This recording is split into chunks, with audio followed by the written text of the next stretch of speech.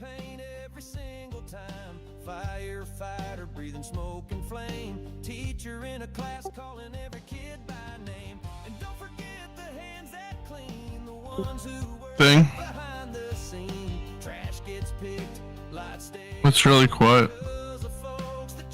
It's weird. Salute to service, hear the stories unfold of heroes young and the brave and bold. From chalkboard lines to the engine's roar, to the garbage truck and the grocery store.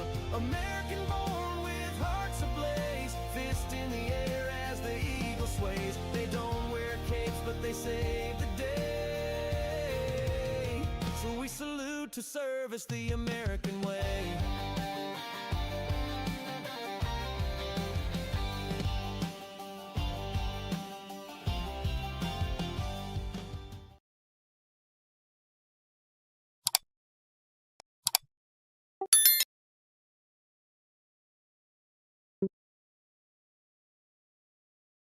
What up?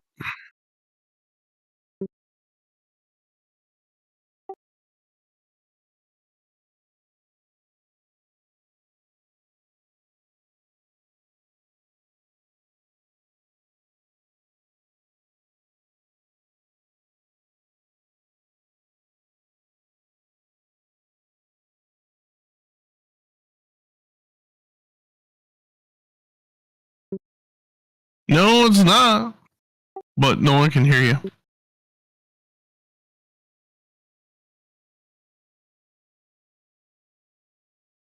You're silent in the stream.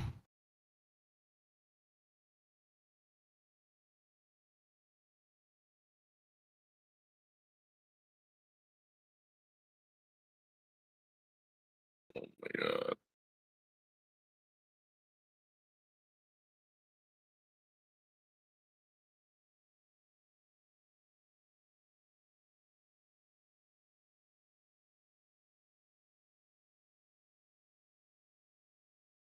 You got it figured out there, Tater?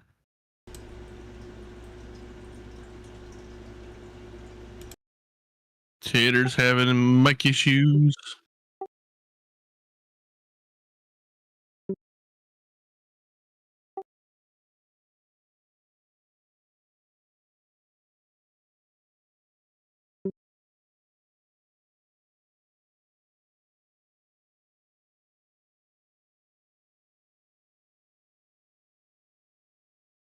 Yeah, you can hear you toggle. Nope. Or maybe it was me.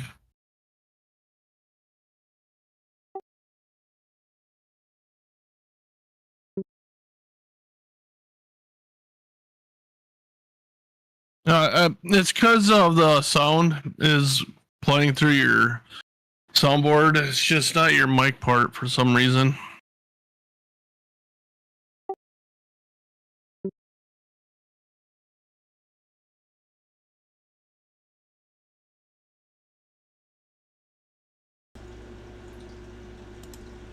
There, now everybody should be able to hear me. Turn me down a little bit. Can everybody hear me now?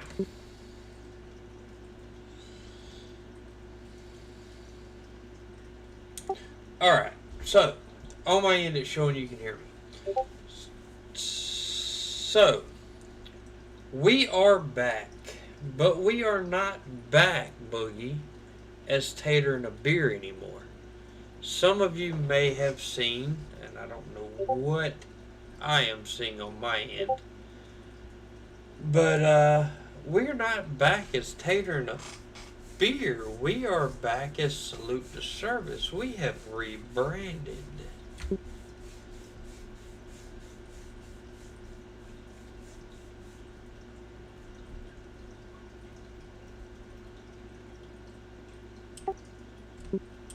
I can't hear you.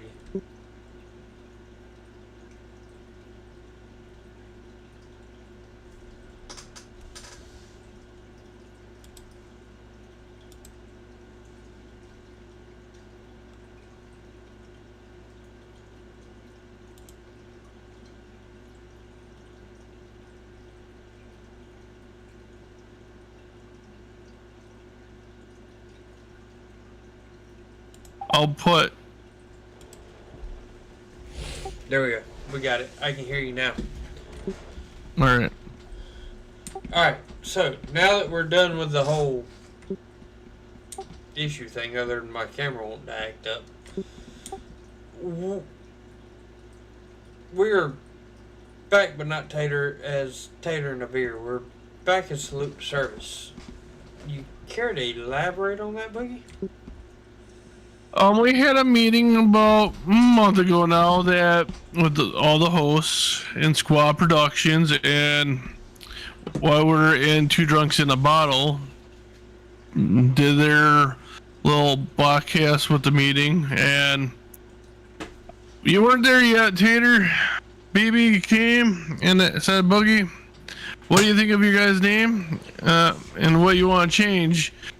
And all that. And I'm like, he goes, you want to change your name, don't you? I'm like, yeah, I think we got to change it because I don't think that Tater and a Beer fits what we like to talk about in our genre here. So it ended up changing once you finally joined the meeting, and nice Mr. Hammy, actually, Hammy Games. Check him out on YouTube. He came up with our name, Salute to Service. We both liked it. So that's what we're going with. Salute to Service. I like the ring that has. And it actually fits what we do, because we really do salute our service men and women, and it's not just military. It's fire, it's MS, it's corrections, it's dispatch, it's teachers. It's anybody that makes this country run is who we salute. The people at its core, at the core of this country, is who we salute. And yep, I do believe the new name fits us better. I mean, I like Tater and a Beer just because I'm Tater and I like to drink beer. But I'm not Tater, but I do drink beer. yeah, and he's not Tater and he does drink beer. But I mean, all the same, Tater and Beer, Boogie and a Beer. I like to Salute to Service because it does fit what we do better. It actually gives our viewers, you know, a little background of what we do. We salute service. We salute those people who serve the country. And, you know, that's why I was so quick to hop on board with the name change, because it does fit what we do. And I do want to thank Mr. Hammy Games for the name, because like Boogie said, he is the one that come up with it. So, in true Salute to Service fashion, we are going to salute some service tonight. And the service we are going to salute is our firefighters.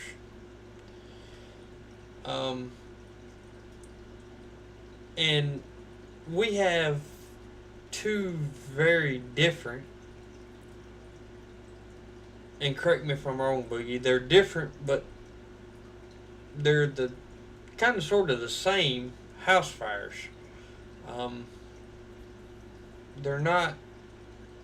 They're different, but they're one and the same at the same time. Yeah, they're both different. It happens. All right. What?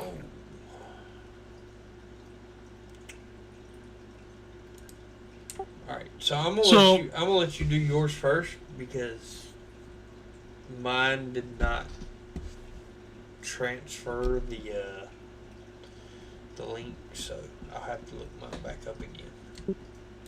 All right, that's alright. I can do it, Mob, first. Woo-hoo. Actually, I want to go. We should go down our line of do our national fire news and all that, because we've been a while since we actually done it and where people could see it. I know there should be one reported in my own state, It was not real huge, but there was one, and they don't have it. I'm sad. But the list has gone down. That's the best part. So we only have a total of 3, 6, 7, 8 fires going on right now, with only one of them contained.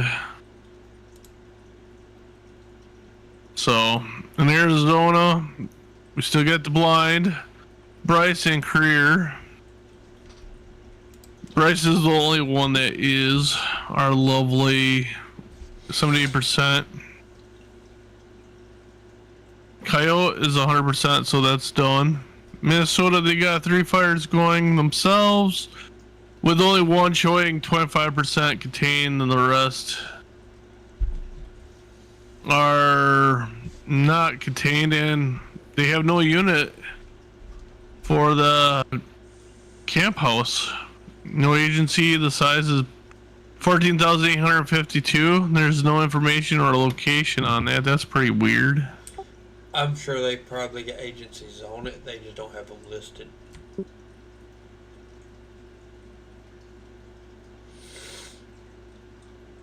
It was updated 4 hours ago, 4 hours and 49 minutes ago. She gives us me a complex team indicated commander ranging effective fire information, blah blah blah. Blah blah blah blah blah. Oh, that started on Monday too at 6 p.m. So almost a week ago. North Dakota, North Carolina, the Black Swamp. Is that near you, Tater? It is relative to my area. I wouldn't go to say it's near me. It is within a few hundred miles of me. Let's put it that way. Alright, well, they're lovely 83% now contained, so that's pretty good news there. In North Dakota, Buckburn, they're 95%, which is only 1,265. So our year to date still hasn't hit over 1.1 million. Well, 1,100,000 yet. We're getting close. So we're still under 2024. Last year, I still got a feeling we might beat it still. But that's the chances it could be beat. It could not be. Hopefully not. I would like to see it go way more down than what we have. So, all right. Do you want to do firefighters, police officers, and military fatalities in the United States so far? I know the firefighters gone up since the last time we were together. No, actually, the last time I looked at it, it didn't go up. It's still at 31. Last time I did with Two Drunks in a Bottle, they're still at 31 firefighters. That might not be correct because I just saw one that was in a different state, so it wasn't updated yet. It's more recent too.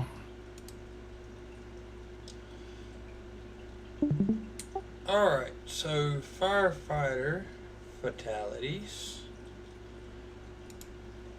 Oh wow, it actually pulled up names. Yeah, it always did. I just never showed it. So we're gonna stay away from the names. Just because I don't wanna put names out there. So we're at 31 firefighter fatalities in 2025, which is That includes firefighters and EMS because they are considered as together. So there's 31 in total for the year. We are, what's this? May. We're in our 5th month. We're in our 5th month. We've got 31 firefighter fatalities, which to me, to be only 5 months in the year is a little high. And we send our condolences to the family and friends of those 31. To me, that number should be 0, but that's in a perfect world, and we don't live in a perfect world. So, our firefighter fatalities in the United States right now is up to 31. 5 months into 2025, we're at 31. We will now switch to, and I'm going to show people something that they wouldn't normally see. We are going to go to our law enforcement. Law enforcement. And they have stayed at 25 total deaths for the year. They have not changed since the last time we both were on. It stayed at 25. Which is wonderful. And guys, I know it shows the police officers off to the side.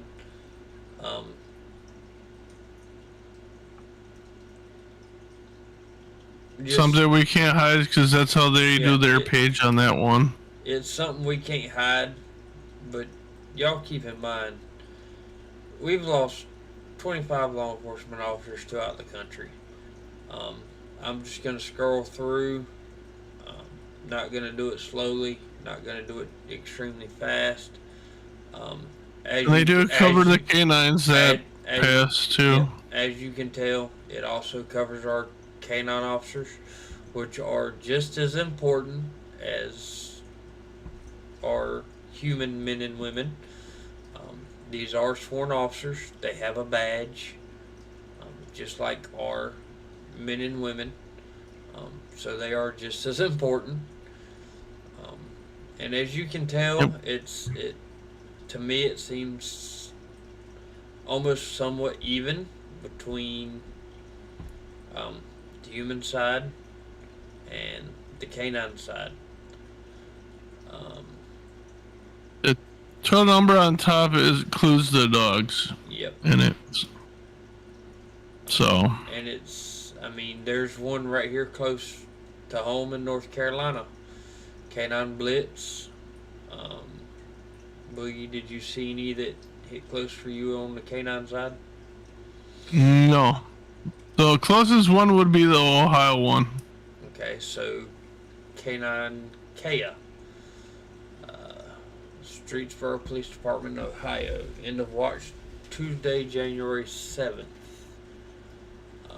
Wrecked by a vehicle. For me, it would be end of watch Wednesday, April 2nd. Cause of death would be gunfire. Means him and his partner were shot at. What a shame. Hopefully they got the guy that shot and killed the dog, because he will get charged for murder of a Leo officer. You get the same punishment if you kill the dog as if it was a human. Yep. So the punishment is the same for killing that dog as it is killing its handler. Killing the handler. And then we had Canine Knox, Roanoke City Police Department of Virginia, into watch Friday, April 18th, 2025. He was killed in a vehicle pursuit. And he was our last dog we lost for the year so far. Yep. As far as officers go, Lieutenant, oh my goodness, Alan Nucci, I'm taking it Nucci was his nickname. And I'm not even... Corridor? Yeah. Alright, I probably butchered it. I'm sorry. Yeah, I'm going to butcher it. End of watch was Monday, May 5th, 2025. And cause it was gunfire. But we're not going to get too much into the human side here because No. it's and also with canines, guys. Don't think I'm trying to separate the two. Um, these dogs are family members. Do not think they're not, because they are. These dogs go home with the officers. They live with the officers. They live with the officers' family. They are family just as much as the officers themselves. So don't think I'm trying to Yep. separate it, because I'm not. Um, it's I don't want to say it's easier, because it's not. It's not easier to talk about. Um, it's just the way it's looked at on our side of things. What's up, Timmy? People tend to not like you calling out their loved one's name more than they tend to frown upon us calling out the canine's name. Don't think that the canines are any less important, because they're not. They're still law enforcement officers. Sure are. So we Alright. will go to. I got the next one up, bud. Oh, okay.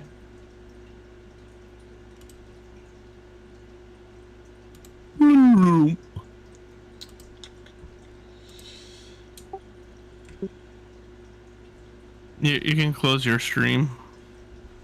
So we're gonna go right into mine after this.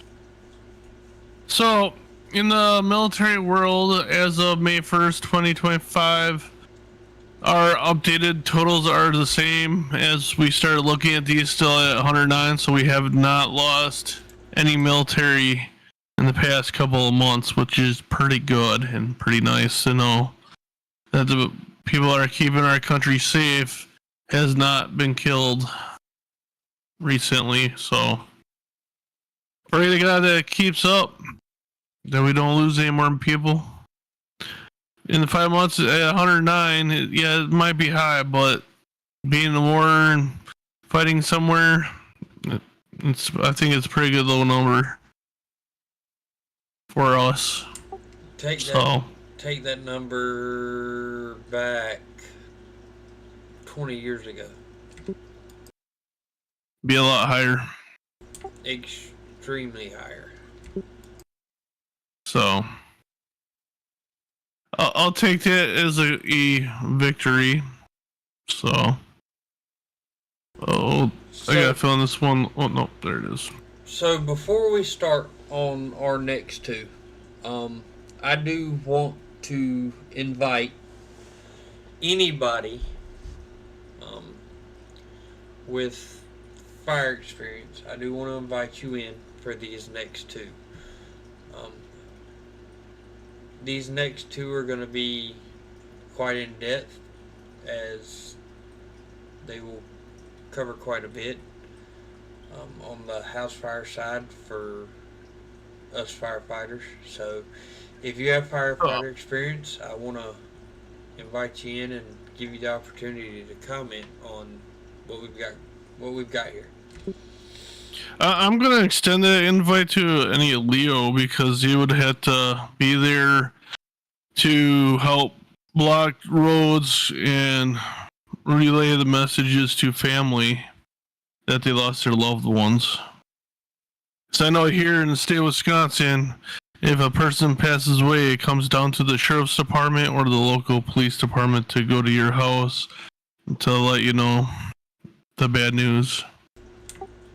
Yep. So any Leo, any firefighters, if you'd like to join and if you're not in the squad, it's going to get put in our description here to come join. Well, yeah, but come join. It's going to be in the chat. So anybody that wants to come join and talk about these fires, because I know the one we're going to be talking about, it's pretty big. It did claim lives. So, and it happened in my own state too. and about an hour away from where I live, in fact. So, well, all right, let's get to our first. Whoa, that's not the one. How did? Oh, because I'm down one. Too far. So, I don't know if you can see my screen that I'm on now. Yes, awesome. So it was a Milwaukee fatal apartment fire that the state fire marshal and ATF is involved. Due to this big fire, it claimed 5 lives in this fire. Now, in the city of Milwaukee, they had a ordinance go in shortly after, a couple of months after this apartment complex went up, that they need water sprinklers. And you'll learn more about why I brought that up. So, the Milwaukee Police Department, with the assistance of the Wisconsin Department of Criminal Investigation, DCI, and the Bureau of Alcohol, Tobacco, Firearms, and Explosives, are investigating a fatal fire that occurred on Sunday, May 11th, yes, on Mother's Day. Fox 6 News is sponsored by your local Chevy dealers. Qualified. You gotta love them being. Our big story tonight at 5. 5 people are dead, others seriously hurt after a fire burned through a Milwaukee apartment building. One day later, we have a lot of questions. Why didn't the building have sprinklers? How did the fire start? Let's begin our live team coverage with Aaron Maben, who has video of the fire you'll see only here on Fox 6. Aaron? And guys, look at this happening right now over my shoulder. You can see a group of fire investigators, Milwaukee police, and the ATF on the scene right now. They have been out here all day because there is an urgent search right now to figure out how this deadly fire began. Not only are we about to take you inside of the building during that fire and that chaos, we're also learning more about those victims tonight. New video shows just how fast smoke filled the hallway at the Highland Court apartment building in Milwaukee. The black smoke and fast-moving flames trapped dozens. So I had to jump from the 4th to the ground to save my own life. The fire... That's crazy. This guy had to jump from the 4th floor to be able to stay alive because he didn't have another way out. That's another reason why, ladies and gentlemen, and if you were part of the broadcast and watched last week when I joined Two Drunks in a Bottle, I talked about escape plan and should always have one prepared. So he ended up having to go out because his doors were blocked. He could not go out his front door to get in the hallway to get to where it'd be safe. So, and he lived on the 4th floor. Just think, from all the way up there to the ground. And luckily he's still standing and he's walking. So he must have landed the right way where it didn't break anything. Then he was able to walk, because that's pretty high.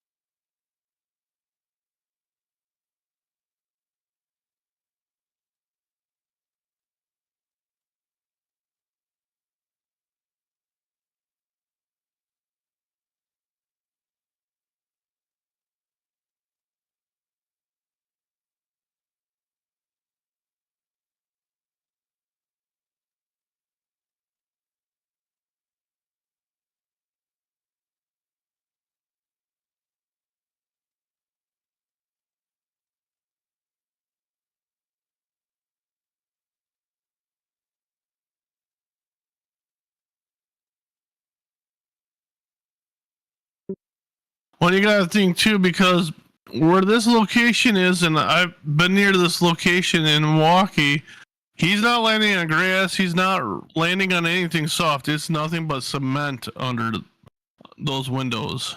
So he's hitting cement when he lands, and somehow he did not break a bone or anything. That he got lucky. But And this building was built in real early. It's in the 1900s. It's not a young building. It's way older than I am. So it's crazy.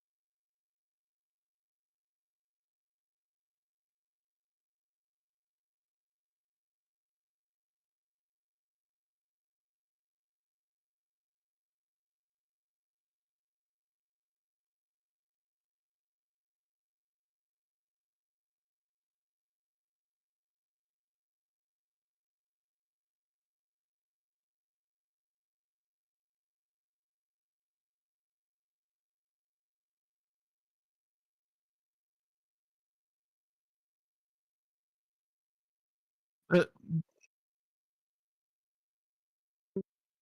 he might have some bruises, but we just can't see because he's wearing clothes. But yeah, he's pretty damn lucky that didn't suffer major injuries because he could have, or he could have been one of those fives. He could have been the sixth person that died in this fire. But thank God he had got on his side that day and got out. Fire started around 7:45 Sunday morning. As of Monday afternoon, the Milwaukee County Medical Examiner's Office says 5 people are dead. 76-year-old Mark Chaffin, 67-year-old Maureen Green, 62-year-old Verna Richards, 40-year-old Terrell Coleman, and a woman who has yet to be identified. Firefighters used ladders to rescue roughly 30 people from the burning building. 7 people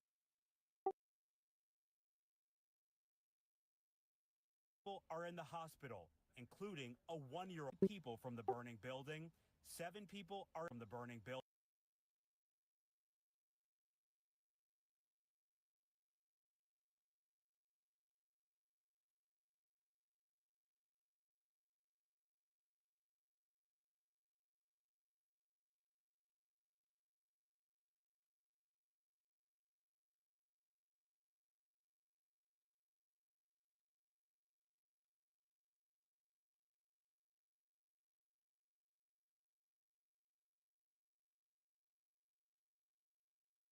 Building. 7 people are in the hospital, including people.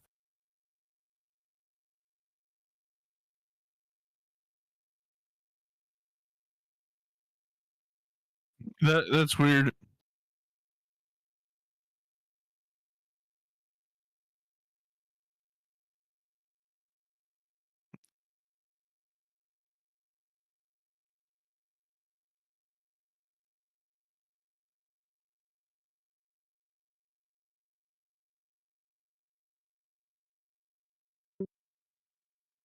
Oh, we just called it a fire truck with a bucket or a ladder truck with no bucket.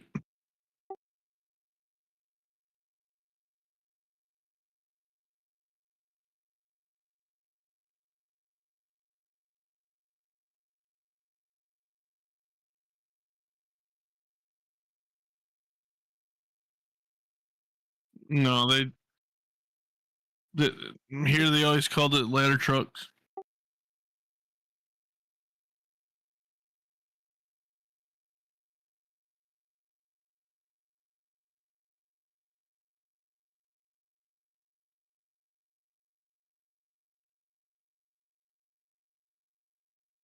Or what state calls it.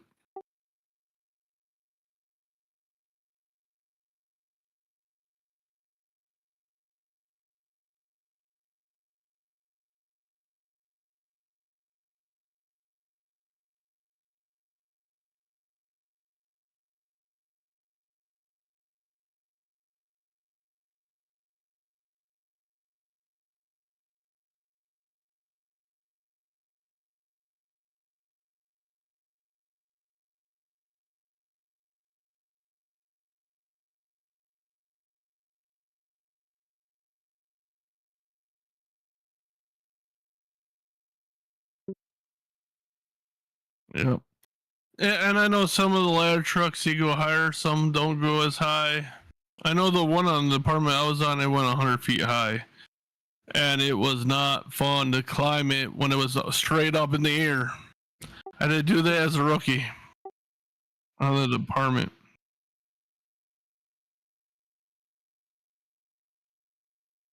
Full gear.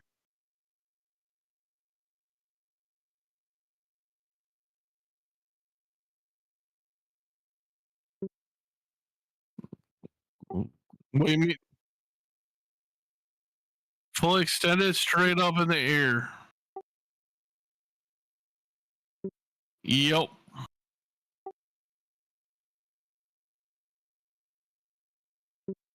Yep.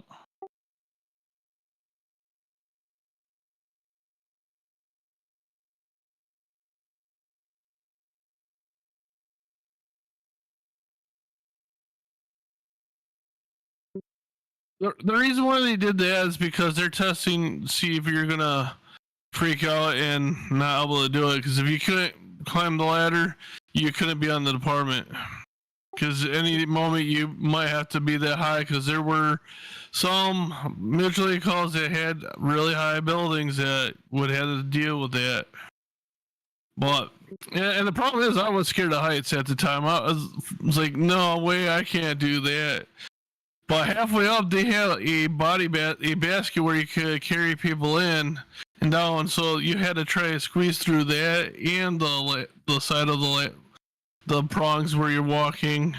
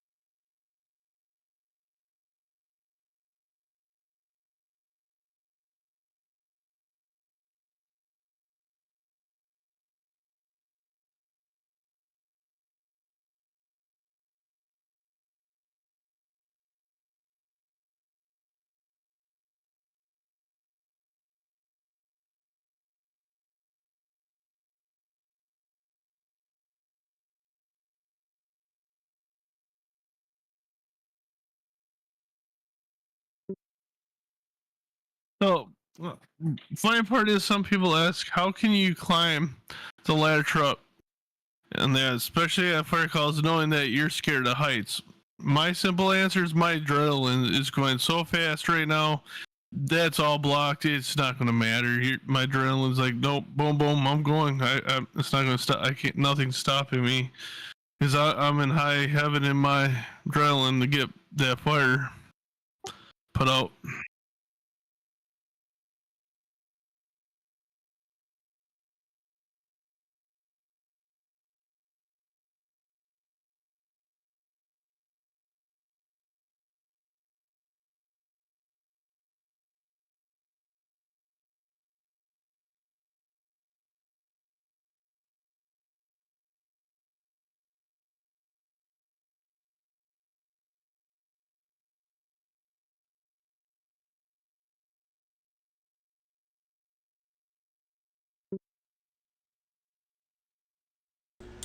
And to help anybody that's up there, your last thought climbing up that ladder is falling. And most people that are scared of heights, that's their fear, the fear of falling. And when you climb that ladder, that's the last thing you're thinking about. Of course, I know with me, That's the last thing I'm thinking about. I'm sure with Boogie and any other firefighter out there that may be scared of heights, your last thought is, okay, this truck's going to give the hydraulics or the ladder's going to give and I'm going to fall. You're not thinking about that. You're thinking about the mission at hand, and that is to save life and property at that point. Yep. So, all right. From the burning building, 7 people are in the hospital, including a 1-year-old. The fire has left Nicole Nelson homeless. She recounts walking through the burning building. And I felt my way through the hallway. I knew it was a few steps, and I felt the rail and walked down a couple of stairs, and then I pushed the door open, and all the smoke came out. Milwaukee Police, the State Department of Criminal Investigations, and the State Fire Marshal continue to piece together the scene. Neighbors say they heard something before the fire started. I heard 2 people arguing. I went up to the 3rd floor. I smelled smoke. I grabbed the fire extinguisher. I attempted to put it out, but it was way too totally engulfed. The fire department has not. So you notice he said that he used a fire extinguisher to try to put it out, and that most time the fire extinguishers, when there's a fire going, is not gonna put the fire out. The only way the fire extinguisher is gonna put that fire out is if it's right at the beginning stage, right when it starts burning. It's the only time really that fire extinguisher is gonna put it out. A fire extinguisher is mainly to help you get yourself out. If you are trapped, it is to only help you try to get out, because there's not going to be enough in that fire extinguisher to put that fire out. Some people's like, oh, I got a fire extinguisher, I can put it out. No, you're not. If it's a big fire already, it's already spreading pretty fast. There's no way, not even a house kitchen is going to put a fire out. They're mainly just to help you get out, and then help the firefighters will get there and end up putting it out, because they got tons and tons of water that be poured on it.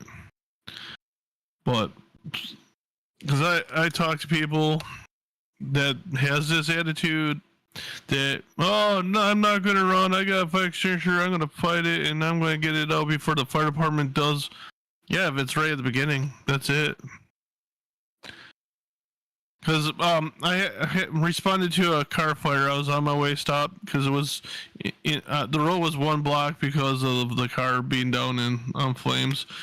So I got out of the driver's seat. I ran up to the car. Chief showed up with his vehicle. I grabbed the fire extinguisher out of back end of his vehicle as he grabbed the one, and we were spraying. We almost had it out, but it was still too much there.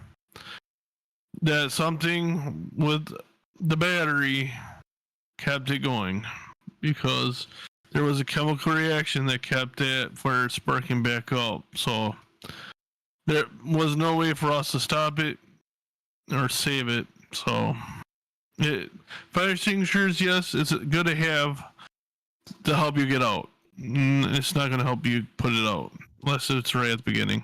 I don't know, Tater, you might not agree, but that's what I was taught in school, or firefighting, and that fire extinguishers there to help you get out, not put it out, because it won't, not really enough there to do it if it's pretty big already.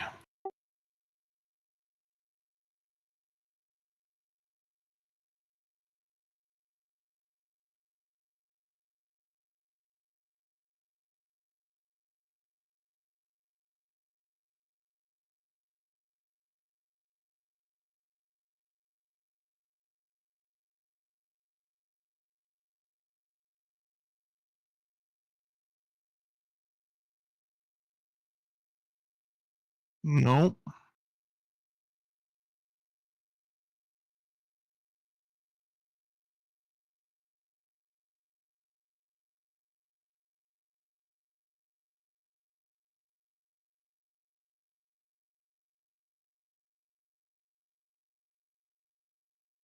Yep.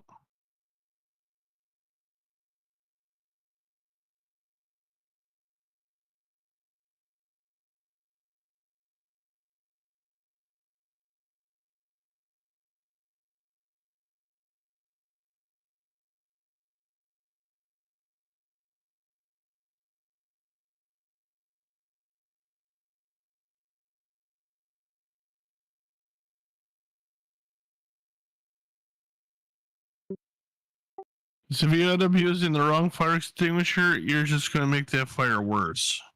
You're just going to spread it easily.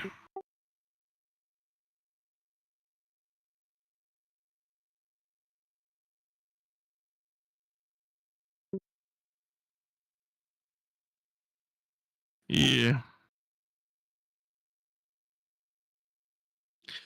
It just pushes it because the grease is lighter than the water, so it's going to go above that water and it's going to spread it to the wall or your curtains or that, so it's just going to spread it. So, but most fire extinguishers that you can buy in the store for your house is going to work for any fire you would actually have because it's a more of a chemical than a water mixture that could actually help spread. But most of it, those are multi-purposes fire extinguishers that can pretty do put up almost everything out that you would have in your house.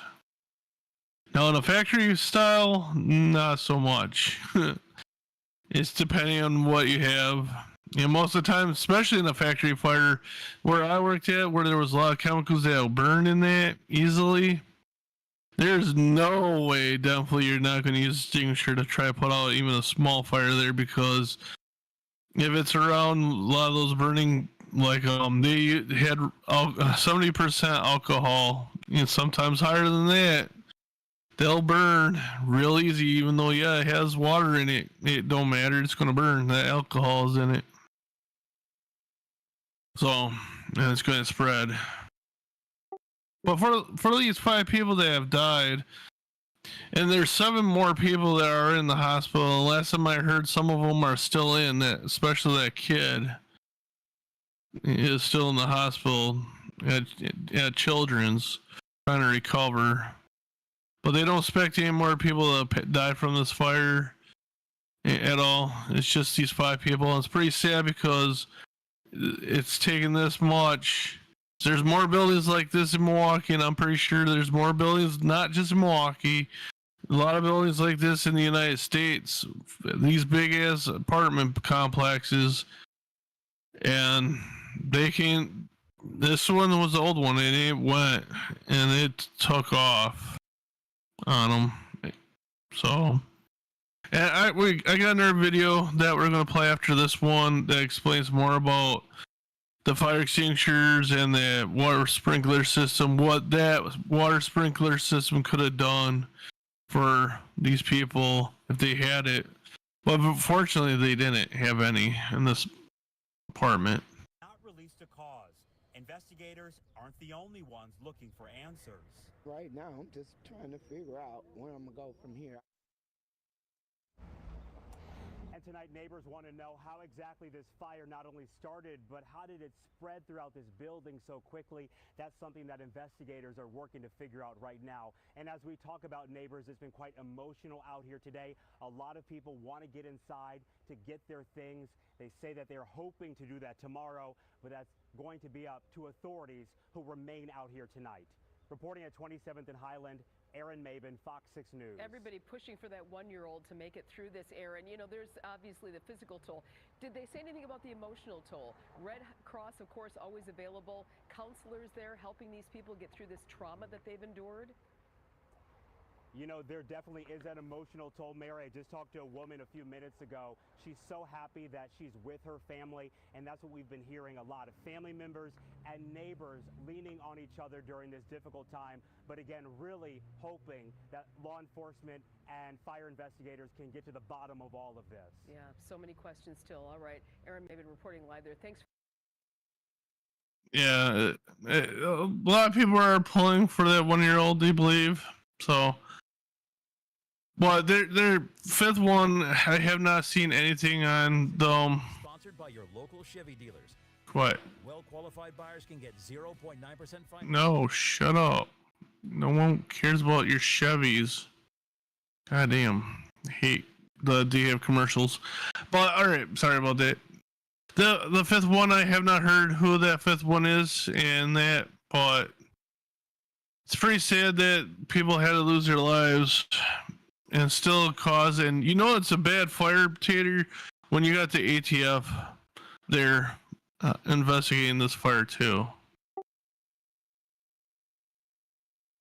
Well, when you get ATF involved, you know it's pretty bad, and they want to really find out what caused it. Because he, like the guy said, that he heard fighting and wanted to check it out, and then he could smell smoke. You wonder if these two people were fighting, or three. Who knows how many people it could have been?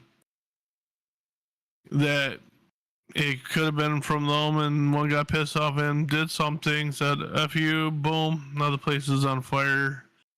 So, but it's a sad day because they started their Mother's Day with a fire. 5 people lost their family members on Mother's Day. So now Mother's Day for them is going to be hard every year because this happened on their Mother's Day, and it's sad. So when I heard about this, it's like, boom, that's sad. And sitting there, I had my mom called. Hey, did you see that there was a big fire in Milwaukee? Yes, I saw there's a big fire in Milwaukee. She said at that time she said there was only 4, and I said no, they just updated it to 5 people that has passed, and then that there were quite a few critical. I did not know until I actually checked this article out. But look, you can see how dark that smoke is. So you know it's burning and it's going.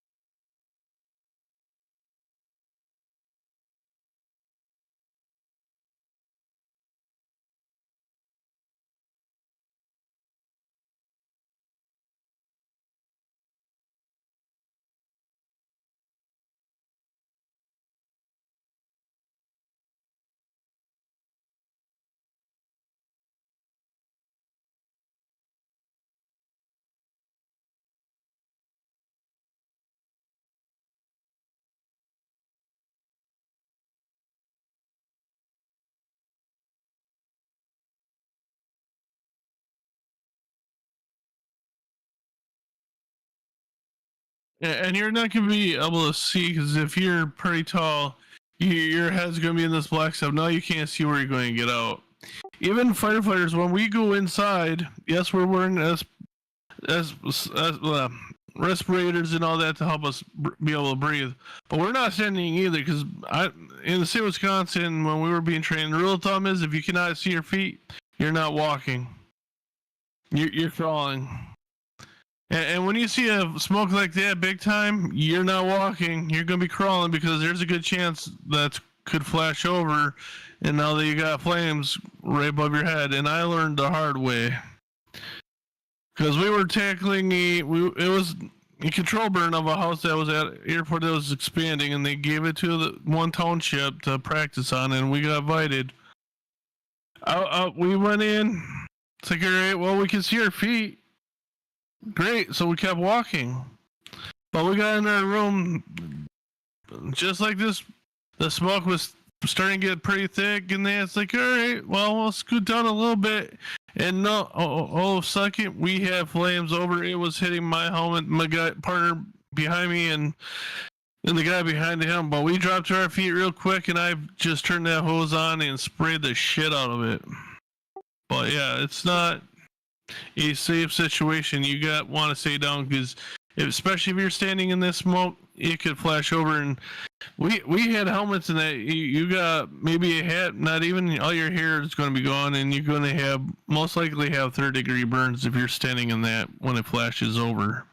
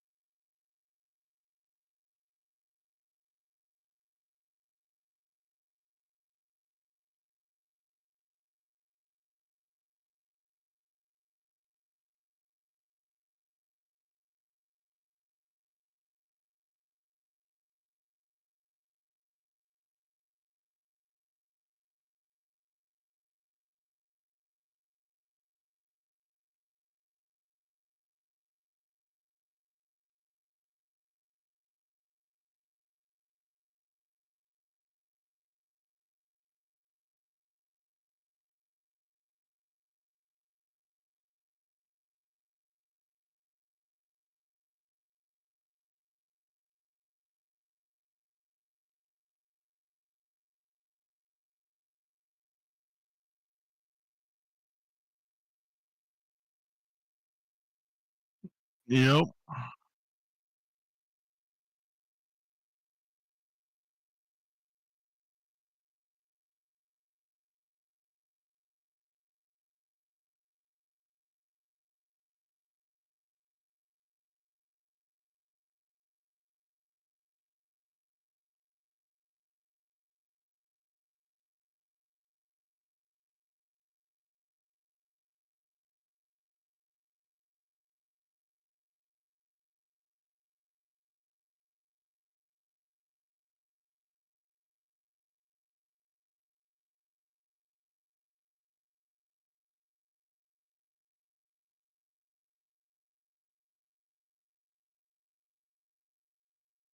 Oh, and if you're saying straight up and it gets where the right mixture to ignite that all that smoke, that's going to be what's called a flashover, and it's going to burn anything that it touches.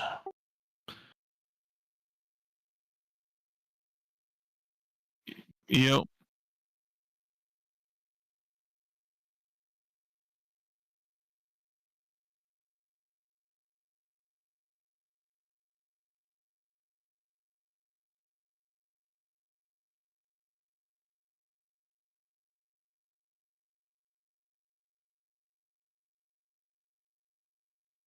I got lucky. I got only second degree burns in my ear, my left ear, but that's because my gear did its job and protected me. Just not enough where it did give me second degree burns. Where now I can't even stand anything inside my ear. Anything over like my headphones right now, it's fine. If they were going inside the ear, then no, it would bug the hell out of me and I would have to get it out. Even the doctor checking my ear out just to make sure everything's good. He putting that thing in the look and there it bugs the fuck out of me and I'm like trying to hold my fist in it because I can't stand anybody playing with it. It just no, I can't no more. So but yeah, it's not a fun situation. You don't want to be. Because you can see by this bathroom here, I think this bathroom or stairway, I don't know. It's a little hard to see what it could be. It's getting thick there, and it looks like it's getting ready to go inside there and continue that way. So, yeah, always stay low as possible you can.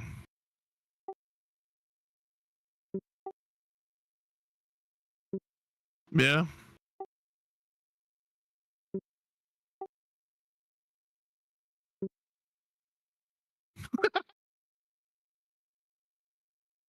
They got a nice picture inside, and I bet you some of the stuff we were watching with the smoke actually moving around in that video is probably from their blink cameras too that were in there. Yeah, and you heard, and you. I don't know if it was fireproof. I think it just got lucky until it did finally get charred up. But you could tell they had smoke detectors and all that because you could hear them in the video going off big time. So, but who knows about those 5 people that passed? They could have had broken ones, or their batteries were dead and they didn't have a charge no more, and they couldn't go off. But like in my apartment complex, we have smoke detectors. They go off. No one else in the apartments in the other units are going to get notified. Now we have a big one where we can push a lever. If that gets pushed, then all the alarms in every single department gets alerted. You gotta get out. There's a major fire. So, but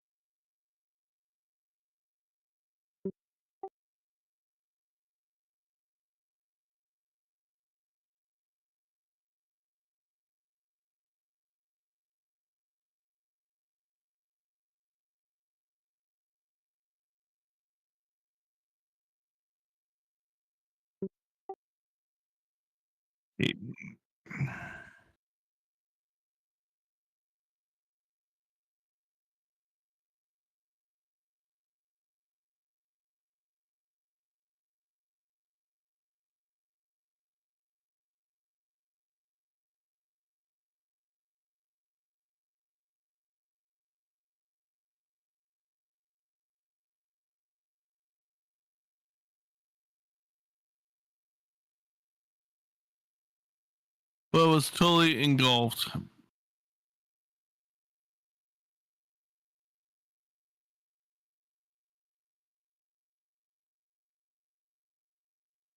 That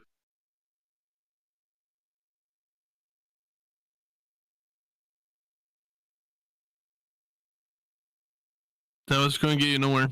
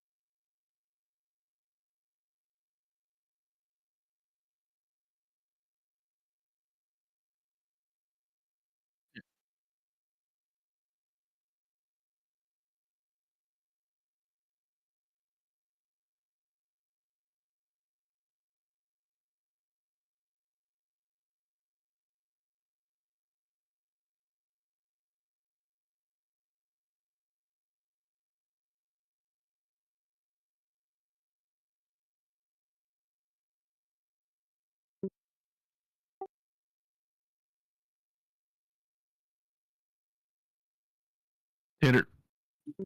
Time for an ad. Ad break. Oh, ad break? Yep. Alright. We'll be right back, ladies and gentlemen. We shall be back, guys.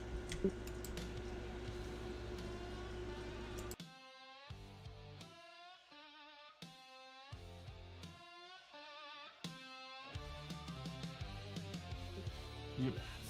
Alright. We'll be right back, ladies and gentlemen. We shall be back, guys. Baby's calling out the play with Hunter laughing all the way.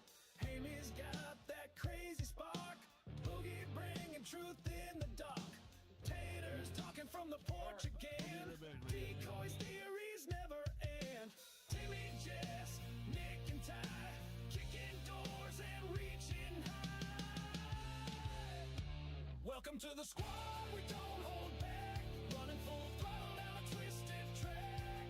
From two drunks to aftermath, we speak our minds and blaze our path.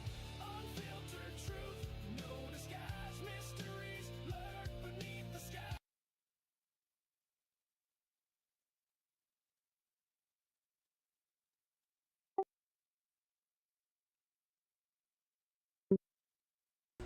All right. Back. So, yeah. Fighting a fire with a fire extinguisher at this point is useless. You're not going to get anywhere. You're basically wasting your time and putting yourself in danger at this point. Yep. And then you can see a window just from outside that has this screen, not screen, but blinds, and you can see how mangled it is from the heat. It shriveled it up a bit because that's how hot fire got that it could actually melt that tin or whatever kind of stuff that they use to make those blinds. So that's basically about this fire here, ladies and gentlemen. There's another video that we are going to cover, and it's going to talk about no sprinklers in the building. Sponsored by your local Chevy dealer. And of course, we're not sponsored. This video is. I wish we were sponsored by Chevy. Inside that apartment, right? Jason Calvi is live, digging into why that was. Jason. Hey Ted, yeah, this building just passed the fire inspection this spring, but it doesn't have those fire. Yeah, that building passed their fire inspection that they just had beginning of the spring too. So what could cause this to be a fire? It couldn't have been any mechanical or that because it passed. So what could it have been? No, and I haven't heard yet at all. Fire sprinkler. So how can that be? We found out there's a loophole. Loopholes. I hate that word when it comes to fire safety. Loopholes. They gotta cut down on these loopholes and get rid of them. It's killing people. It killed 5 people in this fire and that. But loophole, man. This building got away with a loophole. Things could have been different. Go back, Boogie. Go back. Go on that video. Go back. Go back to where. Keep going back. All right, pause. Pause. Go back to where it's playing. Pause. All right, so where he paused, I don't know if y'all could see it before he paused, but if you notice before he paused, you seen the smoke, and you seen these bright white. It almost looked like bright white licks coming down off the ceiling. So you got the smoke. Those bright white flashes that were on the screen, that was a smoke. That was fire. So what it is that fire is burning what oxygen is up here. It's burning it and then rolling over. So hit play, Boogie. Pause. Oh, you can see it flash down in this area. In this area, it flashed. Yep. You can see some of the. Just missed it. So that bright white flash that was in that video, and he right there. Right there. That bright white. That's not smoke, ladies and gentlemen. That is fire. That is a small flashover. That is the oxygen in the smoke that is on that ceiling catching fire and flashing.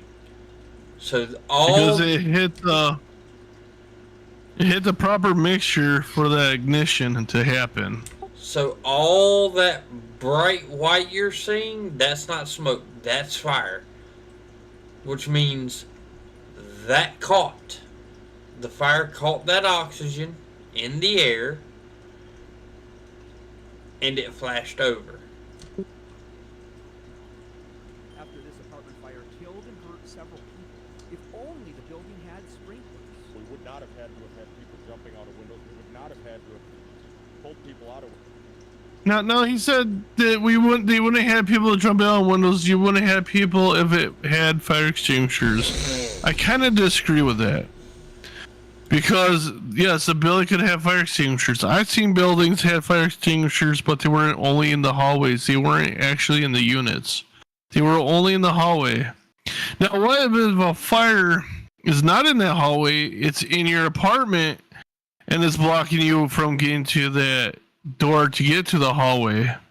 Your door is closed. Yeah, maybe the fire sprinkler is going off in that, but it's not gonna do you any good either to save you if it's fires on the other side of that door. But sprinklers is a good idea, but you're not always guaranteed to get that what he's saying either.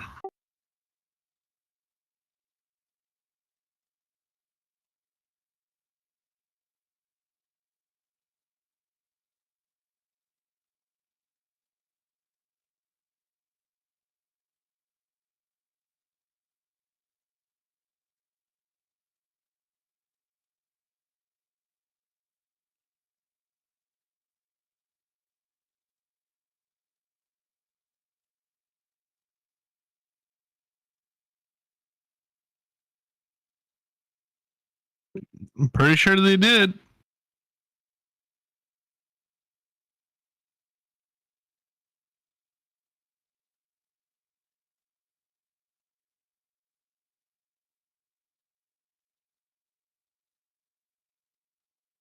Some Trump 97 stories high.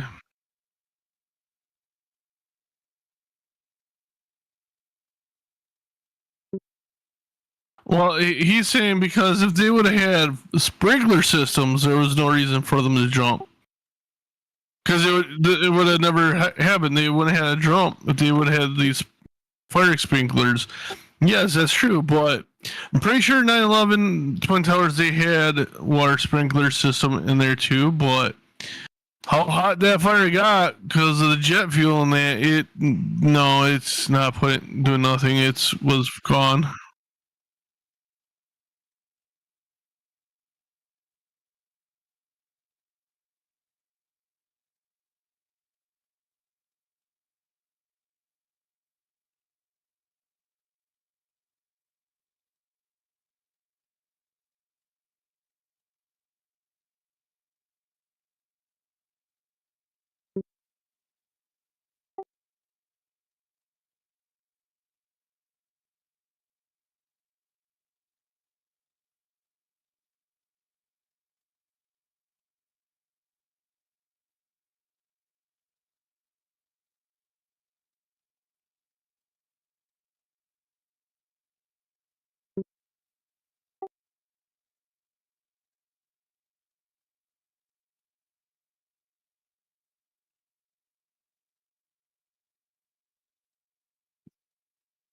Yep.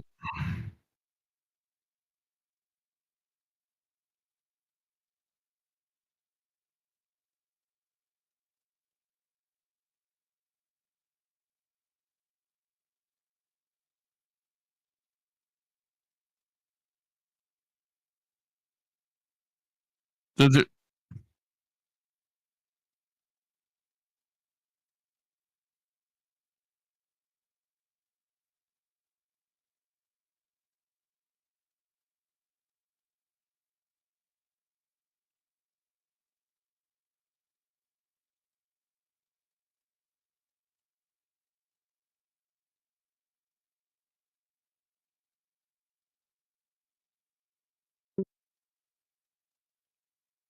Yep.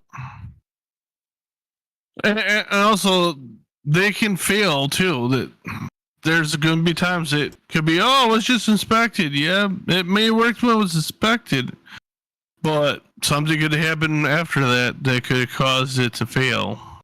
We would not have had to have dragged people, have had people jumping out of windows. We would not have had. Hold on, I want to hear this part where he said. We would not have had people jumping out of windows. We would not have had to have pulled people out of windows. We would not have had to drag people down hallways to rescue them, and we would not have had 4 fatalities today. That number. See, he's speculating that.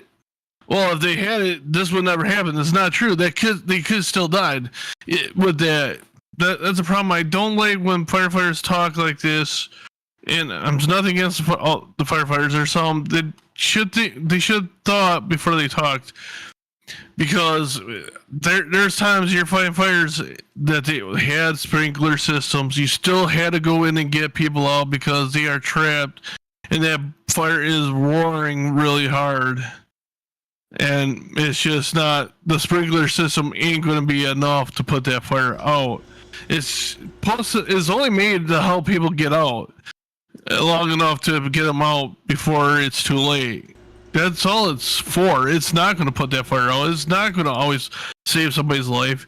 He's speculating something after the fact. Something happened. Yes, 5 people died. That's sad.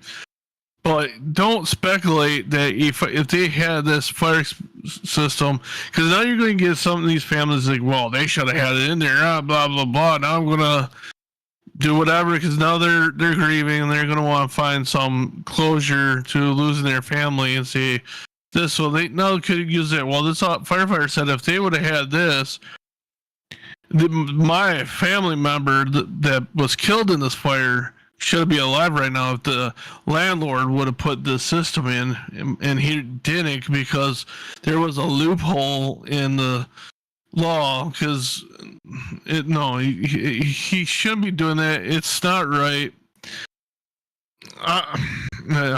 It's just not right, because it does fail, and it's not only there to help people go. You're still going to be pulling people out, even with a sprinkler system, because they could be trapped. They might not even know that the fire could be out or not, and be on the 2nd floor or 3rd floor screaming, "Help! Help! I need help!" Because they're in that much scared to even in shock that they're not going to even try to attempt to see if that sprinkler system put out. They're going to just sit there and say, I need help, and get out. And what an officer on the department should do goes, all right, we're going to get the ladder truck, move it in this position so we can get the ladder up there to them. Or if we got to do an extension ladder and put it up to get that person out, that's what they're going to do. Oh, it's like, oh, no, we got a sprinkler system. You're fine, you can walk out. No, that's not it, man. That just drives me nuts when people talk like that. It's not a saving thing. It's going to 100% save people's lives. They could have still died. And I feel sorry for the family that did. And that on this day. Sprinkler. The medical examiner's office now. Sprinkler systems, nor fire extinguishers, are put in place to 100% guarantee life-saving measures. They are put in place to try and limit the number of casualties. They're there as a so-called first response. If your fire extinguisher doesn't work, then your sprinkler system is next in line. You can't 100% rely on a fire extinguisher. You can't 100% rely on a sprinkler system. It's just, I mean, at some point, the fire may get too big for a fire extinguisher. And then if it gets too big for the fire extinguisher, then the sprinkler system cuts on. And certain fires can get out of hand to where the sprinkler system can't control it. And to put your faith 100% in a fire extinguisher or a sprinkler system is ridiculous. You don't put your faith 100% into something like that. Because the fire can always outgrow it. Yep. And the thing is, with sprinkler systems, the only way, your smoke detectors alarms are going off. They're not, the sprinkler system will not go off until it detects a very hot signature on the things that are right on the head of those sprinklers. That's going to break that little glass that's blocking the water coming out. Once that gets to a certain temperature, it's supposed to break. So by the time that fire gets to that point of breaking that to turn the water on, it is too late for your fire extinguisher. It ain't going to do nothing. And they're turning on just to try to save you to get out. And it's not going to get enough water pressure to put the fire out. And if there's a break in the line or the fire's going too bad in the wall before it breaks that water sprinkler system, it might break a hole in the line.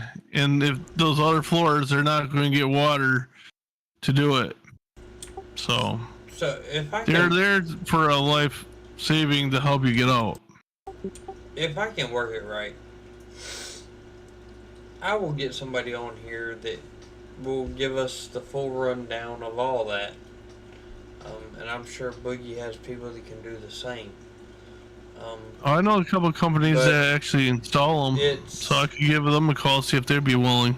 It would be nice to have somebody that could give us a full rundown and on a sprinkler system and what a sprinkler system can handle as far as a structure fire goes. Just to give people an idea of what that sprinkler system can handle and what it's there to do. Because I think a lot of people think when they go in a building and they see a sprinkler system in, say, a Walmart or any big commercial building of that sort, when they walk in and there's a sprinkler system above them, they think, well, that's there to put a fire out. Well, that's not always necessarily true. Nope. Just because that sprinkler system's there doesn't mean it's gonna put the fire out. That sprinkler system may not always put the fire out, but it's there to help, I guess, Boogie, control it, help control the spread, keep the fire contained to one area. It's not always going to put it out. It's not always going to 100% contain it. I mean, the fire could always spread beyond where that certain sprinkler system is at. Just because it breaks that glass piece at the top of one sprinkler system and it cuts on, doesn't mean that the fire below couldn't spread to another area and, you know, keep spreading. It's not there to technically put out the fire 100%. It's there more or less, in my eyes, and the way I think about it, it's there more or less as a containment. Yep. So what I do know, because from talking to a guy where my last job of a factory work I had, he was doing the testing system, and I asked him because we had chemicals, and he says, well, if you don't hit the right system to cut off the power to the pumps for your alcohol and that, this water sprinkler system is not going to help you. It's actually going to make it worse and actually cause more damage. But if you break one of those breaks off, it's not going to be just running in that room. It's supposed to, if it's working properly, and it's not guaranteed always, especially if it's big building with a lot of it, it's not going to always work properly. They all are supposed to start flowing water. But that's only in a 100% efficiency working system, which is not going to be every single time it goes off. Especially if you got a company that, or a landlord, or that it's like, I don't feel like paying that bill today, this month, or that. I'm going to have him come and inspect the system to make sure everything is 100% good to go. And then, well, you don't know if that's going to work or not. So, it's just something to think about. It's good to have. It does help save lives, but it's not 100% going to save it. Like he's making it sound, this firefighter was making it sound like, oh, if it was in this building, we would not have people die. We would not have people jumping out of the building. No. You can't say 100% sure it's going to do that job like that he's trying to protect. 5 people are dead. After the deadly apartment fire, we're talking to a group who installs sprinkler systems. They say sprinkler systems save lives. This could have been completely avoided if fire sprinklers would have been installed in the building and there would have been no loss. No. He's saying it because look it does save lives, but it's not 100%. Some loss of property, but that can be rebuilt. Here at the training center of the Sprinkler Fitters Union, all of our different valves, apprentices learn the trade of sprinklers and standpipes. Water in the stairwell with the hose valve so that fire personnel can come and hook up a fire hose. But in Sunday's fire, there were none. Being built in 1968, a building of this size 1968 been required to have standpipes or sprinklers. The law requiring sprinklers went into effect a few years after this building was built. So the apartment is grandfathered in, exempted from the requirement. When you have an incident like that happen, it begs the question of if a grandfather clause ought to be revisited. The sprinkler fitters say they often install sprinklers in older buildings, even if the law does not require it. There shouldn't be a cost on a human life. And I spoke with the building co-owner, Geraldine Robinson. She says they're going to repair this building. I asked about those missing sprinklers. She says they're fully compliant with the code and they passed their fire inspections. They didn't have the sprinklers in the building here, But guess what does have sprinklers here? The parking garage. Reporting live in Milwaukee tonight, Jason Calvi, Fox 6 News. So I like how you pointed that out. We have to go back and revisit that. That's a separate issue. The other question I have is, do we have any idea how many apartment buildings are like this without sprinklers that are technically up to code but could still be in a dangerous situation like we saw yesterday? Yeah, any of these buildings that were built before this went into law in the 1970s, I don't have the exact number, but we've seen similar situations where there's been a fire in a building that didn't have. So you saw where he said that they had sprinklers in the garage system. Yeah, because back then when that place was built, they weren't building garages underground or that. So yeah, so if they would have built a different garage system for their tenants to park, it's going to be required for them to have the sprinkler system. So I thought that was pretty funny how he brought that up. But he did not bring up how old that garage was. It's probably because it was built after where you had to have sprinkler systems. And he brought up, well, the X about the missing thing. And he's like, well, we're up to code in that. So that just tells me they're going to fix up the building. They're not going to put the water sprinkler system in. Because you know why? That's going to cost them money. Because the insurance company ain't going to give them money to put that in. They're only going to give them money to fix the place. And anything extra, like putting that stuff in, it's going to come on the cost of the landlord, which either way, it still should come down the cost of the landlord. It's your building. If you want to take care of it, you want to make sure your people that you're renting it to, it feels safe and won't put it in. Good for you.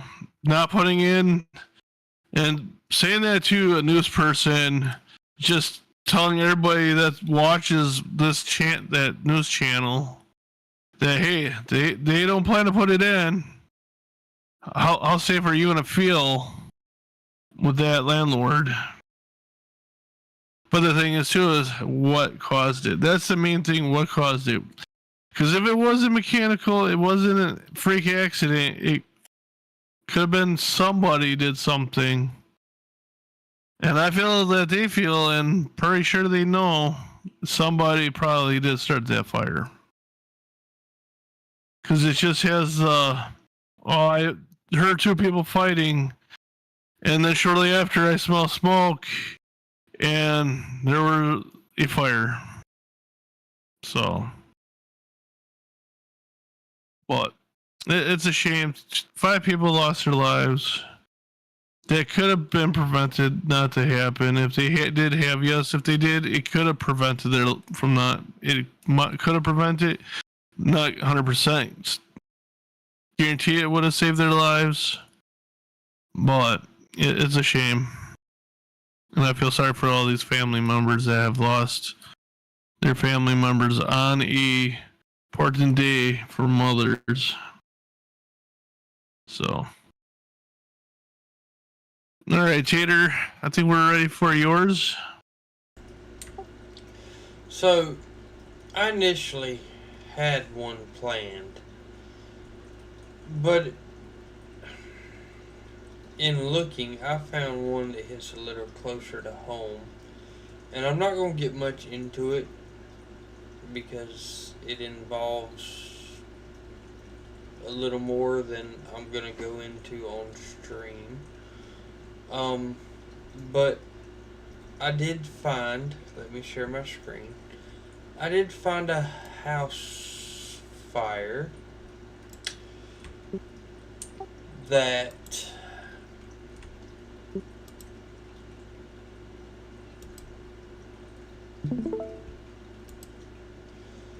so this one takes place a little less than about an hour from my house. Authorities of it are investigating a house explosion that damaged homes late Friday in the town of Leland near Wilmington. 2 people were hurt but weren't taken to a hospital, according to a social media post by the fire department. One was rescued, fire officials said. The home exploded just after 7:30 p.m. on Friday on Suncrest Way in the Magnolia Green subdivision, according to the fire department. It did not say what caused the explosion. At least 4 homes were heavily damaged, with others impacted. The American Red Cross is helping people who are displaced. I heard this really loud bang and everything just kinda came in on you, said Nathan White, who was playing his guitar in his home. The blast left a huge hole in the roof of the home and blew garage doors in across the street.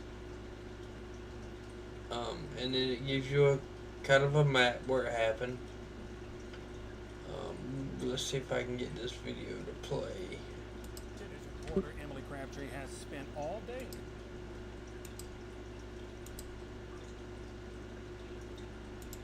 watching people hit the ground running to provide support.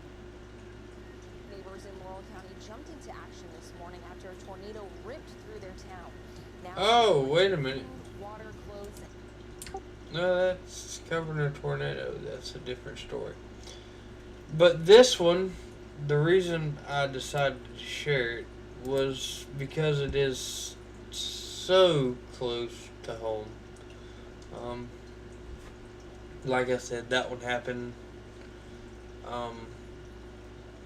less than an hour away from me. And I will find out more about it and get back with everybody on this particular thing, on this particular fire, and who knows, I may even be able to get some of the people involved in it on the stream. But yeah,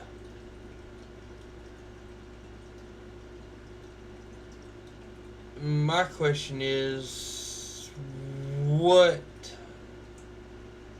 caused the explosion? What was it that causes a house to just randomly explode? In that particular neighborhood where they're saying it happened, there are a lot of homes that have gas ranges, gas stoves, so maybe that was it. But it doesn't go, like I said, it doesn't go into a whole lot of detail of what's going on. I chose it just because over what I actually had, I chose it because it was so close to home.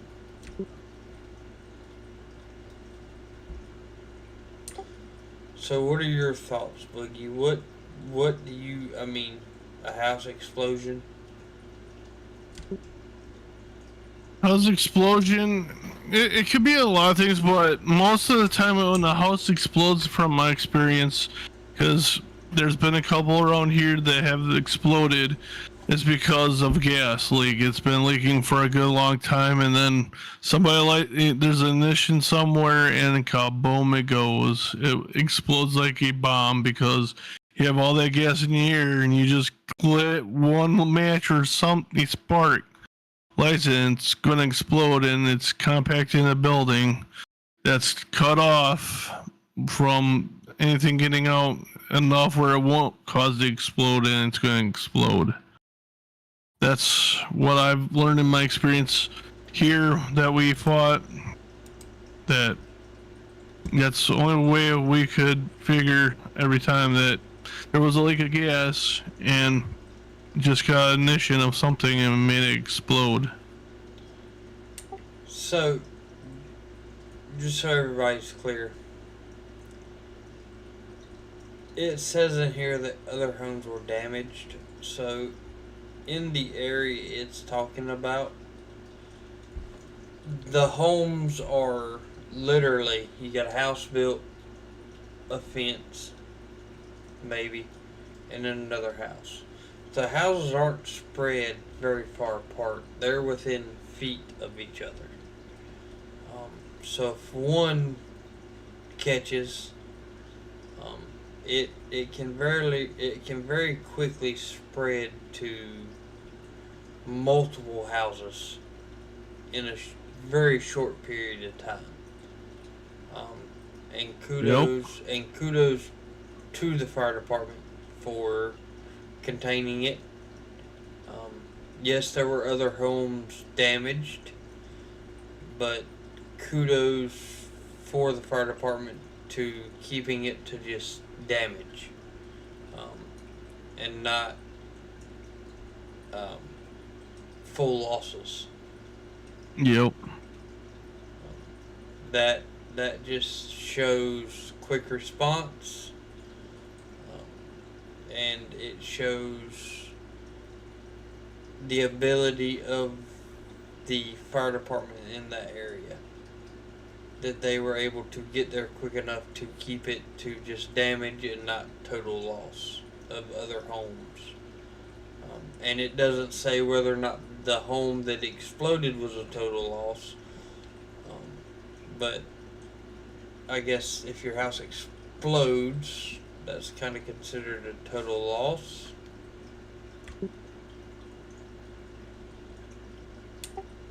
Yeah, it would be, because if the house explodes, it's going to be a total loss, because if it was in that, especially if it was the house that exploded, and it's going to be way too much damage, it's going to be a total loss. It's going to be easier, because it won't be safe to climb in the house on other floors. If it's somehow somewhat still standing, it's going to have to be torn down and be rebuilt.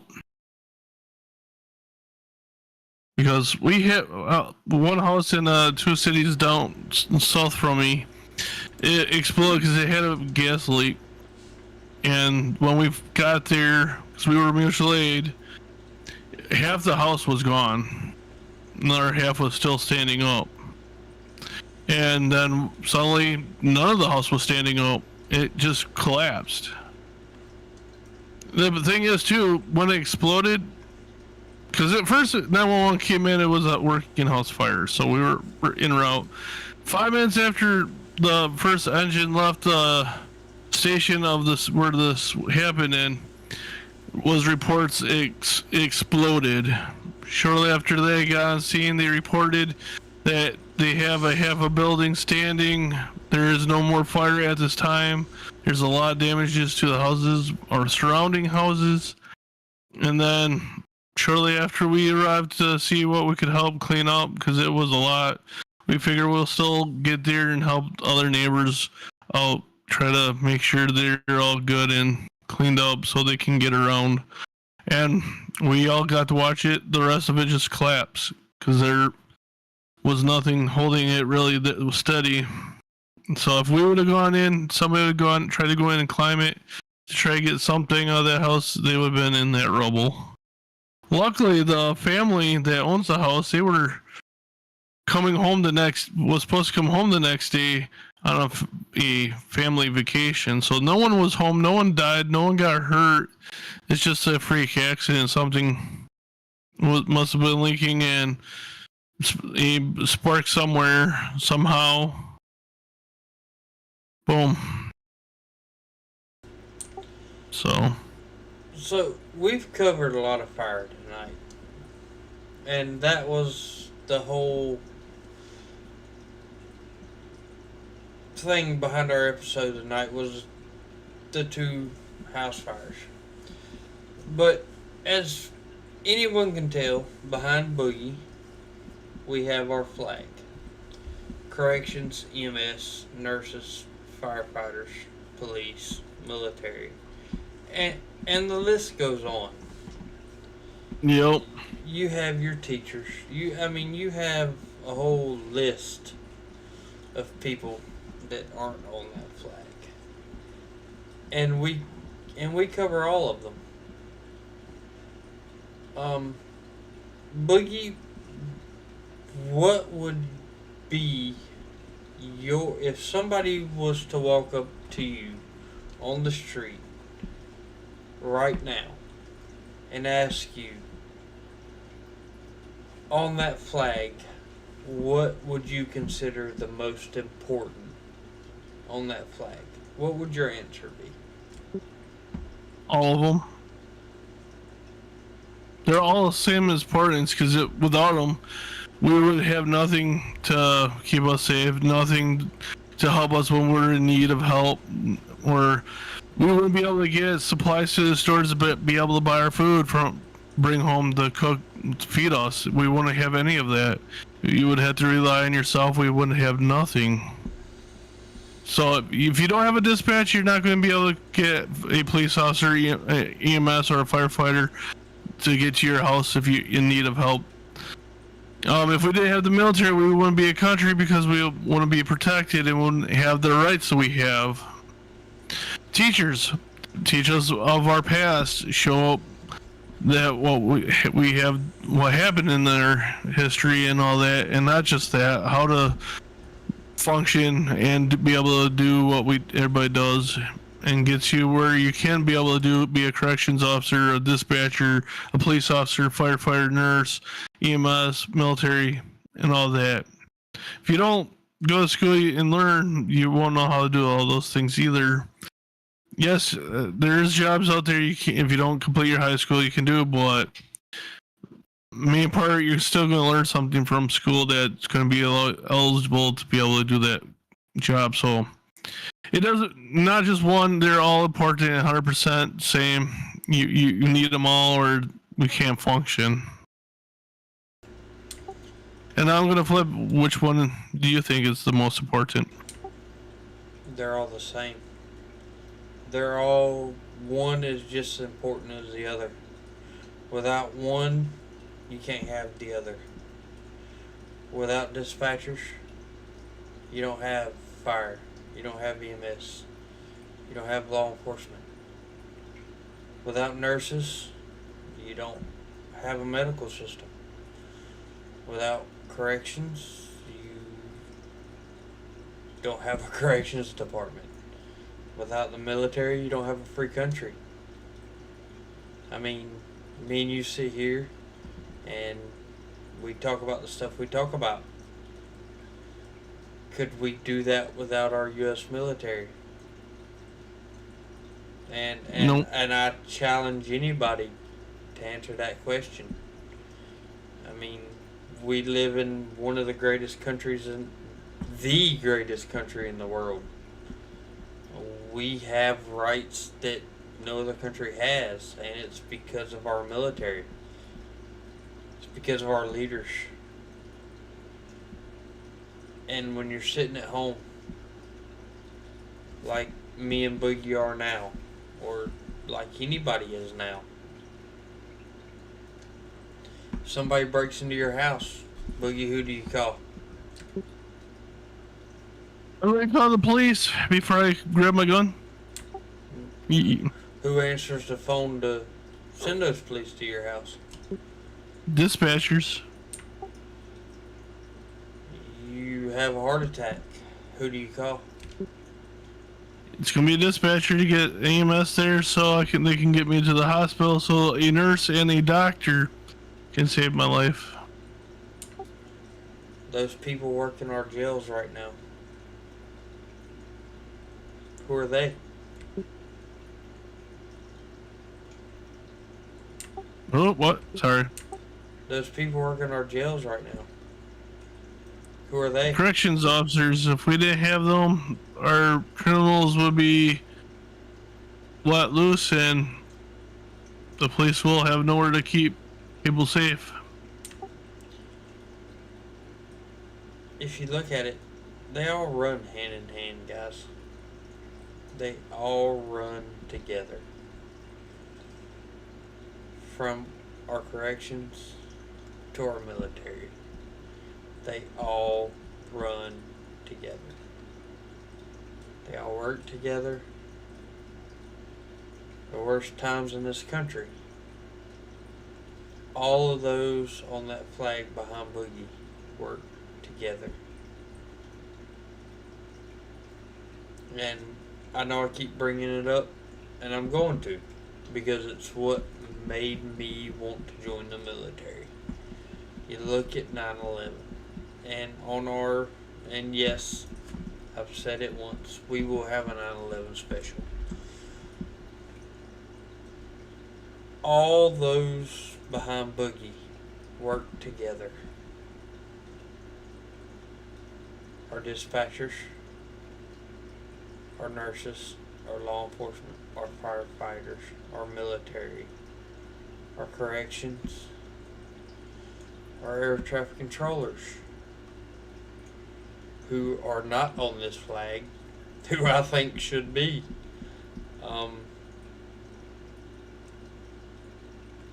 Our teachers, they all work for a common cause, and is to make this great country of ours even better. And without them, I don't think it's a country I would want to live in.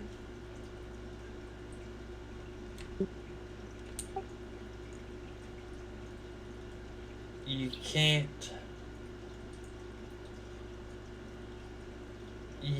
cover one without covering all. Yep. Because even though our main topics tonight were firefighters, those people injured, those people affected by what we covered tonight, some were treated, someone had to call 911, someone had to talk to a dispatcher. That dispatcher sent the firefighters, EMS and the firefighters transported somebody to the hospital who had to then deal with the doctors, the nurses. If those particular incidences were set by somebody who LEO found guilty of setting them and got arrested, they had to deal with law enforcement, corrections. They went to jail. If it's bad enough, they bring in the military. I mean, they're all linked together, some way, shape, form, or fashion. And I know I'm ranting, but I can't help it. It is what it is. They're all linked in some way, shape, form, or fashion. And they're all linked together. But Yep. If you've got anything to add, help me out here. No, you got it spot on. Because if you don't have one, you don't have the other. So it's just the way it is. If you feel we don't need Leo, well, then you won't have firefighters because they ain't going to come if they're not going to feel safe, especially in certain areas. You have to have one or none. This doesn't work. So what I'm going to ask of all our viewers, and I'm sure Boogie will support me in this ask, over the next week, between now and the next time our podcast airs, I want everybody that watches this podcast to extend your hand, whether it be to the corrections, dispatch, EMS, nurses, fire, law enforcement, military, the guy who picks up your trash on Thursdays, Fridays, Wednesdays, whenever your trash day is. I want everybody that watches this podcast to extend their hand and shake the hand of those that make this country run and say thank you to somebody in that list. Tell them thank you. Let them know how much you appreciate them. Let them know what they mean to you. Because mean the world to them. Because a lot of them are underrated. They don't hear thank you enough. So I challenge everybody that watches this podcast to do that this week. And when we go live next weekend, I want to hear from you. I want to hear from those that extended that hand of thanks, of gratitude. And I want to know who you thanked and why you thanked them. What you thanked them for. And I will do it myself. I'm going to extend my hand of thanks. Boogie, will you do the same? Yep. So, next week on the podcast, that's what we're going to cover. The extension of thanks and who it was to and why. Why you thank that person. What were you thanking them for? Because to me that seems like a good topic to go over next week. What do you think, Boogie? I think it's a wonderful topic. And I especially challenge those from the squad. I send out this challenge mainly to y'all and to everybody, but I want the squad to extend their hand of thanks to somebody in any of these branches that we have named. And I want to invite all of the squad onto the podcast next weekend. I want to extend it all the hosts. All the hosts. Not just the squad members, all the hosts. All that the does a podcast in Squad Productions to join us next week and tell us who you thanked and why. All the hosts. We want to know who you thanked and why. We extend this as a challenge to all of you. Join us on the podcast next week. Tell us who you thanked, why you thanked them. And we want to know whether they're a firefighter, a nurse, EMS, dispatch, corrections, LEO, law enforcement. Even your trash man that picks up your trash, because without him your garbage can would be overflowing in the road. Yeah, and BB would have to smell his own stuff. Well, you know, BB gonna smell his own stuff either way, but true. You know, we want to know who you thanked, and we want to know why. So, all the hosts at Squad Productions, we want y'all on here next week. We want to know who you thanked. We want to know why you thanked them, and even those watching that aren't part of the host team here at Squad Productions, we want to know in the comments who you thanked, why you thanked them. So, join us next week, because it's going to be very interesting to see who joins and who everybody thanks, because I have my number one, and I'm sure Boogie has his number one. Yep. My number one hits very close to home. I'm not going to give any more than that. But my number one hits very close to home. So we'll have to wait. I think we're ready. I think we're ready for our prayer for the night. So, Boogie, who are we dedicating a prayer to tonight? since we did a fire theme again tonight, it's going to be another prayer for the firefighters. Next week, it will be definitely different. It's going to depend on which squad member pops into the podcast next week.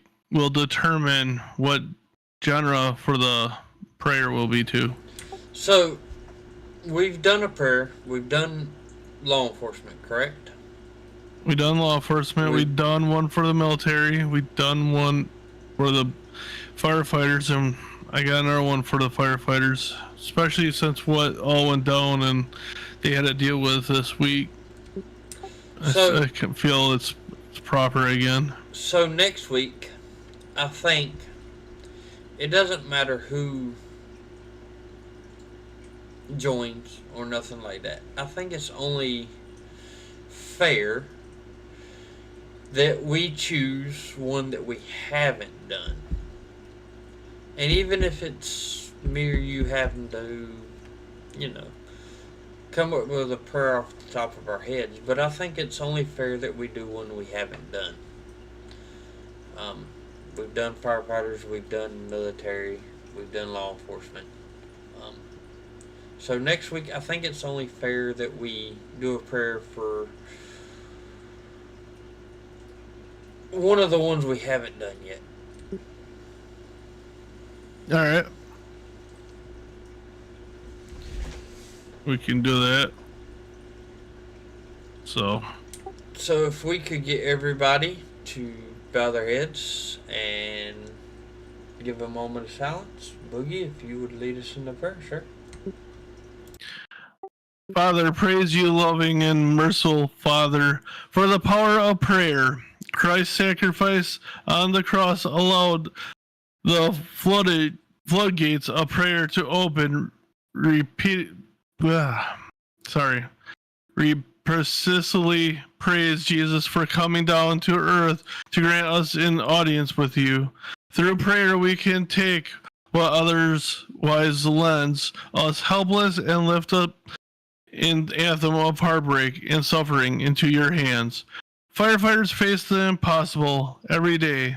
We cannot go before them as they walk into the fire, but we can call upon you to release a blanket of protection upon them as they face most only see in the news.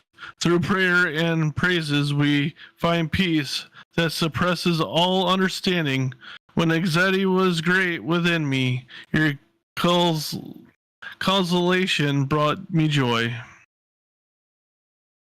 From Psalms 94:19. Amen. Amen.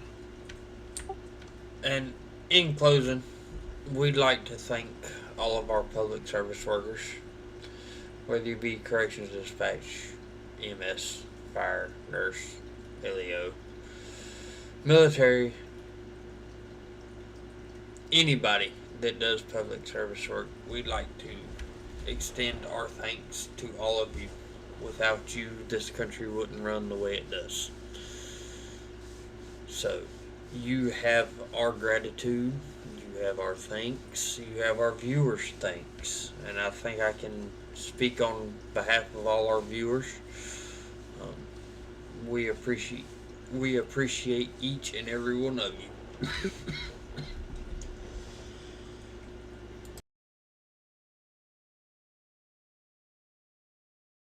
Sorry, I pulled a Timmy right there. I had a coughing fit. Boogie, you get where I'm going. Yeah, you got that. I seen the giggle. But no, seriously, guys, we appreciate each and every one of you. And we thank everybody that has tuned in tonight. Thank you for watching. Boogie, again, thank you for being here with me. It's been an honor and a pleasure. Especially love being here. Especially considering this is the first time since the rebrand that me and you have actually been together. So that makes it even better. We are salute to service, which means we salute all services to this country. If you are any of those on that flag behind Boogie, or you serve this country in any way, and you want to be a guest on Salute to Service, we encourage you, please join the Discord. There is a link in our description where you can join the Discord. Join the Discord. Get in touch with either me, get in touch with Boogie if you want to be a guest and you want to tell your story. Let us know. We'll more than happy to have you in any way, shape, form, or fashion. Yep. If there's anybody out there that knows anybody that you think would be a good fit for our show, again, there's a link in our description for the Discord. Have them get in touch with us. We'd love to hear their story. Alright. Tater, I want to add something real quick before we also go. Something I feel that's got to be brought up anytime, and I believe Tater would agree to and be willing to open an ear. If you feel that you need to talk for any reasons because you're having issues for anything, you can come to me or Tater and talk. If not, there's ways you can seek help in doing so by dialing 988 if you need to talk. You're not alone out there. And I'm willing to have my ears open and listen, even if it's for hours. If you need to talk, reach out. To those that Boogie you're talking to, I know I have it. I know Boogie has it. And I know a lot of people in the squad, as far as squad production goes. We all have our private channels. And we are all here. We are all willing to listen. We are all willing to help. If you are one of those people, reach out to us. We're more than happy to listen. We don't have to talk. If all you need is somebody just to listen, we're here. We'll listen. And if you need advice, we'll do the best we can to give you the advice. If we can't, I'm sure between Boogie, there's 8 podcasts, 7. Yep. So. Well, there's a new one coming soon, I believe. No, there is a new one coming, from what I understand. So, between all of us guys, we can help even you. Even if you want to be in a VC and not even say a word, I'll be there. If you really need somebody there, if you need cheering up, I'll be there. We're more than welcome. Yep. I mean, Boogie's been there for me. Bronson, or BB, sorry, name dropping. BB has been there. All of the squad. I mean, we have each other's backs. And we look out for one another. So if you click that link in our description and join our Discord, just know you're not joining a production company. You're joining a family. Because that's what we are. We're a family. Yep. Every one of us. We talk. We all talk, at least once a day, most of the time? At least. So, you join in a family. And Ohana in Hawaiian. Ohana means family. And family means nobody gets left behind. And yes, I took that out of the Lilo and Stitch movie, but it's true.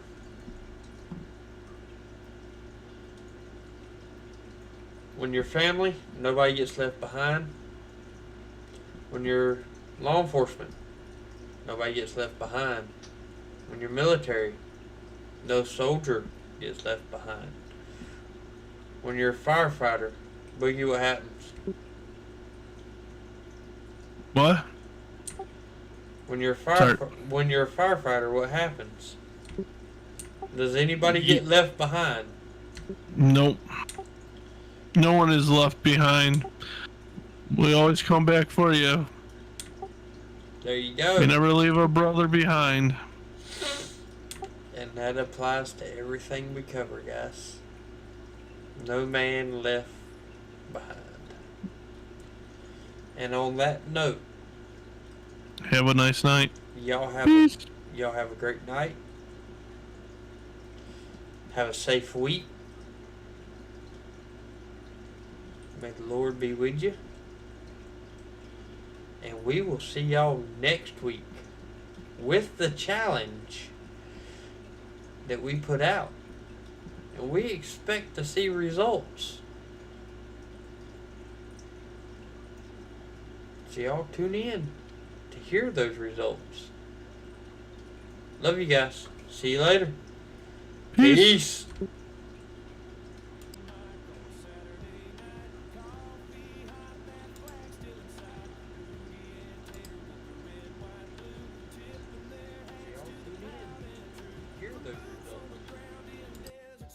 Love you guys.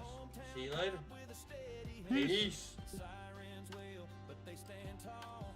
Answering duties never failing call. I salute to service, hear the stories unfold of heroes young and the brave and bold. From chalkboard lines to the engine's roar, to the garbage truck and the grocery store. American born with hearts ablaze, fist in the air as the eagle sways. Are we off?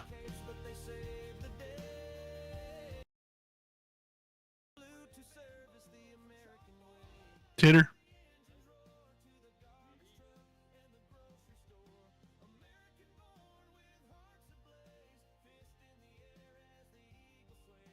Are we off?